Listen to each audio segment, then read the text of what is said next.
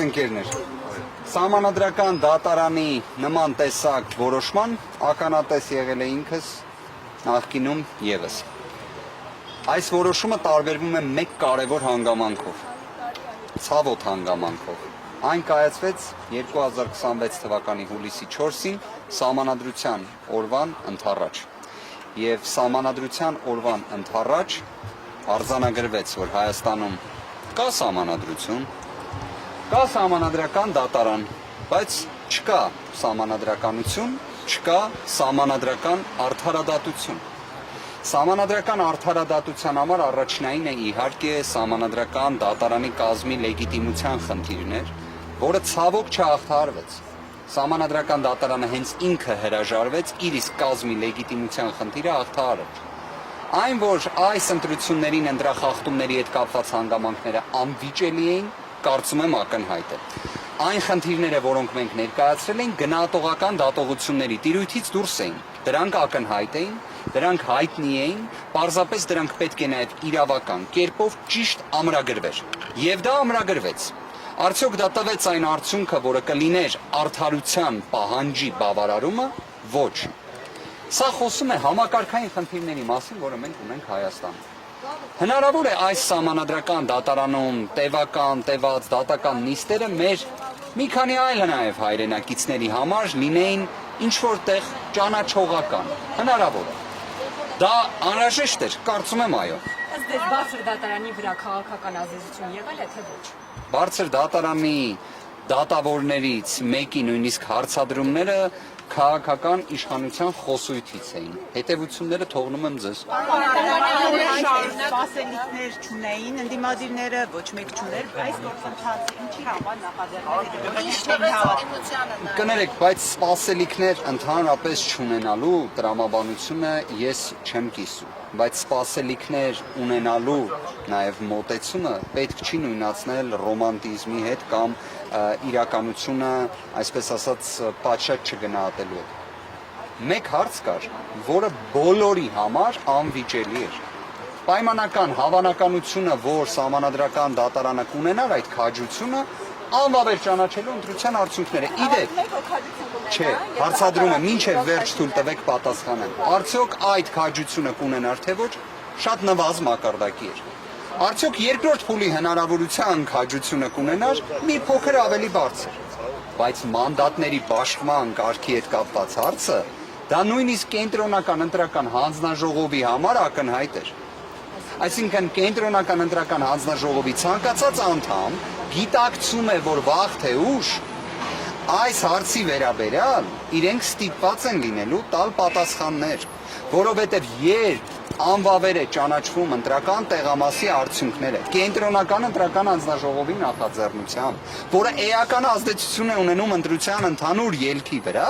պետք է լիներ վերաքվեարկություն, բայց դա չեղավ։ Այն, որ այդ ամենը շտկելու հնարավորություն ուներ Սահմանադրական դատարանը, եւ ես ինչ-որ տեղ հակված եմ կարծելու, որ կենտրոնական ընտրական հանձնաժողովն էլ էր ցանկանում, որ այդպես լիներ, անդամները, որ հետագայում այդ հարցադրումները իրենց չներկայացվի։ Հայաստանի հաջող քայլերը Հարցը ձեր։ Շատ լավ, ես ընդհանուր առմամբ պատասխանեմ,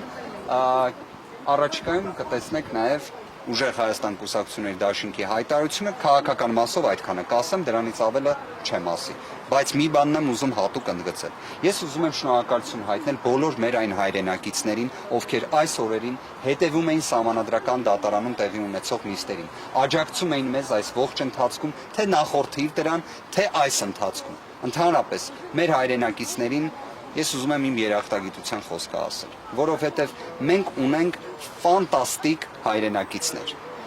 Մենք պարզապես ունենք մի իրավիճակ, որ մեր հայրենակիցներին նաև կարողանում են վախեցնել, տեղ-տեղ կենսաթոշակով կաշառել։ Ցավոք այդպես է, բայց մի բան էլ նաև բոլոր այն ընդդիմադիր մեր հայրենակիցներին, ովքեր իրենց քվեն տվել էին ընդդիմադիր ուժերին, սիրելի հայրենակիցներ, իմացեք, որ այն հայտարարությունը, որը տեղի էր ունեցել, որը զրպարտչական էր, որը վիրավորական էր, որը անընդունելի էր, իբրև ընտրակաշառքների հետ կապված, հերքվեց Սահմանադրական դատարանում։ Եթե այսպես ձևակերպեմ, եթե կար մի կարևոր հանգամանք, որ կարող էր արձանագրվել այս Սահմանադրական դատարանում նիստերի ընթացքում, դրանցից մեկը նաև թող դա լինի, որովհետև քաղաքացիական պայմանագիրը ուղիղ հրաժարվեց իրենց այդ հայտարարությունից, ինչ որ իմաստով վերականգնելով մեր հայրենակիցների վիրավորված պատիվն ու արժանապատվությունը։ Դա տեղի ունեցավ այս Սահմանադրական դատարանում, քանի որ ընտրակաշառքների հետ կապված այդ ամեն կերպ փչված փուչիկը վերածվեց դրվագային մի քանի դեպքերի, պարզվեց էական ազդեցություն որևէ կերպ չի ունեցել ընտրության արդյունքների վրա։ Մի փոքր խումբ դեպքեր, որոնք կրկին կասեմ առիթից օգտվելով ուժեղ Հայաստան կուսակցությունների դաշինքի հետ զրո առնչություն ունեցող, զրո։ Պարոն Վարդանյան, քանի որ Սահմանադրական դատարան դիմաց ուժերից շատերը արդեն իսկ կանխատեսում էին Սահմանադրական դատարանի որոշումը եւ հայտնել էին, որ որոշումից հետո իրենց նաեւ մանդատները վերցնել չվերցնել, դա դուք նշեցիք, որ հայտարարության կա, բայց պատրաստ է որոշումը արդեն իսկ։ Ոնց դուք տեսաք, մենք ի տարբերություն քաղաքացիական պայմանագիր կուսակցության այդ մշակույթը փորձում էինք իսկապես որ ձևավորվի Հայաստանում, որ դեռևս Սահմանադրական դատարանի որոշում չլինելով որևէ նման մի հանգամանք հաստատված չհամարվի։ Եղավ որոշումը, ըստ դրա արդեն կլինի նաև հաջորդի գործողությունները։ Այլ հարց, որ մենք բոլոր հնարավոր սցենարները դիտարկում ենք իհարկե, բայց վերջնական որոշումները բնականաբար պետք է կայացվեին այս որոշումից հետո։ Այսքանը սիրելի գործընկերներ, վերջին հարցը։ Շատ լավ, նախավերջին Սահմանադրական դատարանի մասին օրենքում այդ մանդատների վերաբաշխումը, օրինակ ինչ կարող էր անել, ճանաչեր, արդյունքներ անվավեր եւ ինքը վերաբաշխեր մանդատները։ Տեսեք գործընկերներ, իրավական առումով պարզաբան եմ։ Կենտրոնական ընտրական հանձնաժողովի ընդունած խայտառակ որոշումն էր, որ Սահմանադրական դատարանի արդարադատության առարական էր։ Այդ որոշումը ճանաչվում էր անվավեր, սահմանվում էր մանդատների բաշխման նոր կարգ։ Այն կարգը, որը պարտավոր էր սահմանել Կենտրոնական ընտրական հանձնաժողովը։ Այո, որովհետև անվավեր եթե չէին ճանաչվում այդ երկու ընտրատեղամասը, երեքն է չեմ ասում, երկուսը, Բարգավաճ Հայաստան կուսակցությունը այդ շեմը հաղթահարել էր։ Իդեպ ստացվում է առաջին անգամ, սա իդեպ թող որևէ մեկը չմեկնաբանի, որ Հայաստանում նախկինում ընտրությունների ժամանակ ես ասում եմ խախտումներ չեն եղել։ Խախտումներ եղել են։ Սահմանադրական դատարանը բազմիցս դա արձանագրել է։ Իդեպ ի տարբերություն հենց այն անձանց, ովքեր այսօր Սահմանադրական դատարանում պաշտպանում էին այն ընտրական օրենսգիրքը, որը քննադատում էին նախկինում եւ այլն, այդ այսպես ասած կարծիքների փոփոխականությունը դնենք մի կողմ։ Ընտրական օրենսգրքի հետ կապված խնդիրը Սահմանադրական դատարանը նախկինում էլ արձանագրել է։ Այստեղ խնդիրը ուրիշ բանում է, որ նույն այդ ընտրական օրենսգրքի տրամաբանության ներքո չի եղել դեպք, որ ուժը